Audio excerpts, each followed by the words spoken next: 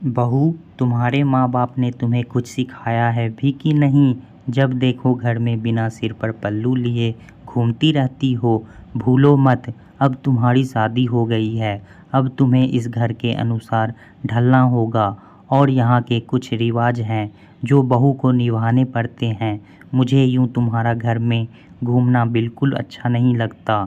मैंने तो सोचा था कि मैं एक समझदार और संस्कारी लड़की घर ले जा रही हूँ, पर मेरे और मेरे बेटे के कर्म फूटे थे जो उसे तुम्हारी जैसी बददिमाग लड़की मिली। सारी मेरी ही गलती है। अगर मैं सही से जांच पड़ताल किया होता तो आज मेरे बेटे की ज़िंदगी मेरे हाथों यूँ खराब ना होती। निर्मला का जब ब्याह हुआ था, अल्हड़ उम्र थी, अक्सर सासू माँ की डांट खाती। सासू माँ ने भी तय कर लिया था छोटी बहू को सुधार कर ही दम लेगी, अतः निर्मला पर उनकी पैनी नज़र रहती थी। कब वो गलती करे और उनको मौका मिले उसे डांटने और सुधारने का, निर्मला समझ ही नहीं पाती। आखिर सासू माँ उसके पीछे क्यों पड़ी रहती? निर्मला ने तय किया जब उसकी बहू आएगी तो वह उस पर कोई प्रतिबंध नहीं लगाएगी। धीरे धीरे निर्मला भी कामों में परंपरागत होने लगी। सासू माँ को भी अब निर्मला का निश्चल स्वभाव भाने लगा। समय बीता। निर्मला और शशांक दो बच्चे के माता पिता बन गए। बेटियां में निर्मला अपनी छवि देखती। दोनों बच्चों की समान रूप से परवरिश हो रही थी। दोनों बच्चे होनहार थे। बेटी स्वर्णा छोटी थी और बेटा अभिषेक बड़ा था। पढ़ाई खत्म कर अभिषेक जब नौकरी पर आया तो निर्मला ने उसके लिए लड़की देखनी शुरू की। अभिषेक ने निर्मला से कहा, माँ पहले स्वर्णा की शादी करेंगे, उसके बाद ही मैं अपनी सोचूंगा। निर्मला ने समझाया, तू बड़ा है, पहले तेरी करेंगे। अब अभिषेक नहीं माना तो प्रशांत बोले, जो अभिषेक कह रहा है वही करो। निर्मला ने एक दिन मौका देख अभिषेक से पूछा, स्वर्णा तुझसे 4 साल छोटी है, तू उसकी शादी पहले क्यों करना चाहता है? माँ, ज़रूरी नहीं जिस लड़की से मेरी शादी हो वो आप लोगों के प्रति अच्छी हो। क्यों नहीं अच्छी होगी? जब मैं उसे बेटी मानूंगी तो वो भी मुझे अपनी माँ जैसा प्यार देगी। अभिषेक हंस पड़ा, माँ, कोई बहू बेटी नहीं बन पाती है। आप भी बहू को बहू के रूप में देखना। हट पगले, मैं तेरी इस बात पर सहमत नहीं हूँ कि बहू बेटी नहीं बन सकती। तब अभिषेक ने अपने दोस्त नकुल के बारे में बताया, जिसकी पत्नी ने शादी के कुछ दिन बाद ही अलग गृहस्थी बना ली। चल देखते हैं, कह निर्मला ने बात खत्म कर दी। स्वर्णा के नौकरी करते ही, अच्छा घरवर मिलते ही पहले स्वर्णा की शादी हो गई। अब निर्मला अभिषेक के लिए लड़की देखने में व्यस्त हो गई। एक अच्छी लड़की निकिता उनको पसंद आ गई। घर में सबकी सहमति बन गई। शादी तय हो गई। शादी से पहले निकिता अपनी होने वाली सास से खूब बात करती थी। निर्मला, जो स्वर्णा के जाने के बाद अकेलापन महसूस कर रही थी, निकिता में बेटी की छवि देखने लगी। निकिता को बहू बनाकर घर ले आई। उसको कोई प्रतिबंध नहीं रखा। निकिता देर से सोकर उठती, निर्मला को ही नाश्ता खाना बनाना पड़ता। निकिता कमरे में बैठ कुछ ना कुछ बोलती रहती थी। अक्सर वो निर्मला के पहनावे या मेकअप पर व्यंग कर उन्हें जलील करती। घर में अभिषेक सुनता, पर जब भी निकिता को कुछ कहता, झगड़े के डर से निर्मला जी अभिषेक को रोक लेती। निकिता अब अपने असली रूप में आने लगी। निर्मला का प्यार उसको दिखावा लगता। जब तब उनको जवाब देने लगती थी।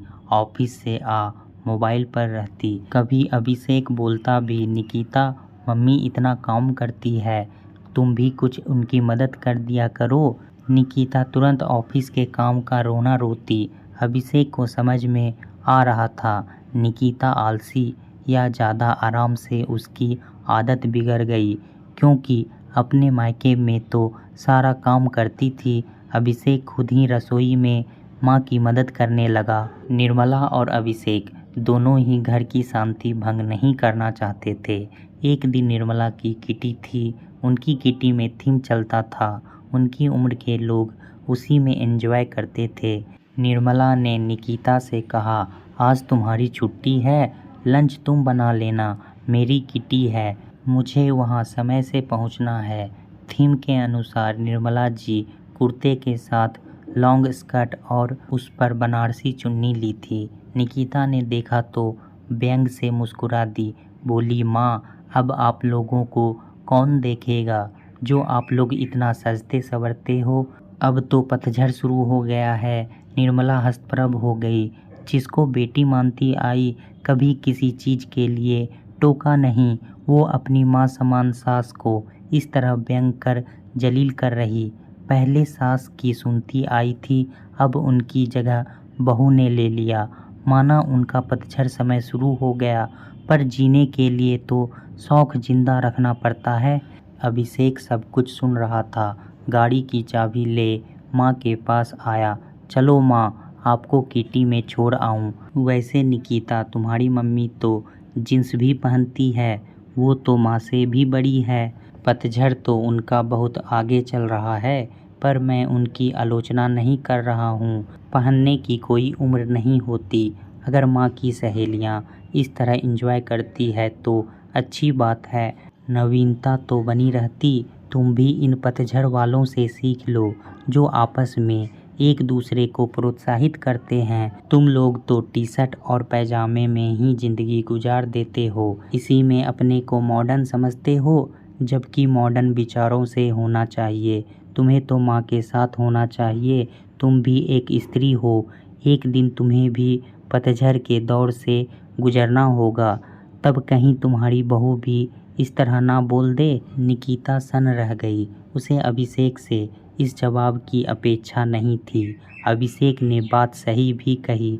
उसकी मम्मी भी सारे ड्रेस पहनती है, तो फिर सासू माँ के लिए वो ऐसा क्यों सोच रही। वापस आने पर निकिता ने सासू माँ से माफ़ी मांगी।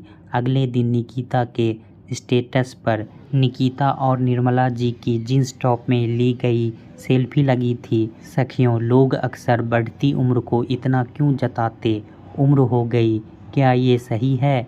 कई बार युवा अवस्था में जिम्मेदारी तले पति पत्नी अपनी इच्छाओं को मार देते हैं, पर जब जिम्मेदारी पूरी हो गई और वो सक्षम हैं अपने शौक़ पूरे करने को, तो उनका मनोबल बढ़ाएं, ना कि ताने देकर उन्हें जलील करें।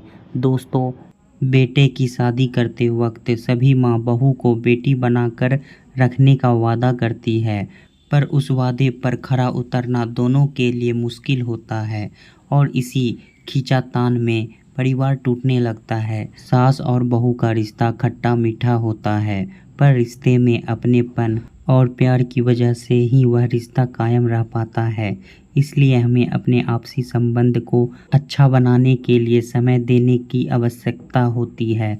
दोस्तों, कहानी कैसा लगा हमें कमेंट में ज़रूर बताएं। इसी तरह की पारिवारिक कहानी सुनने के लिए हमारे चैनल को सब्सक्राइब करना ना भूलें।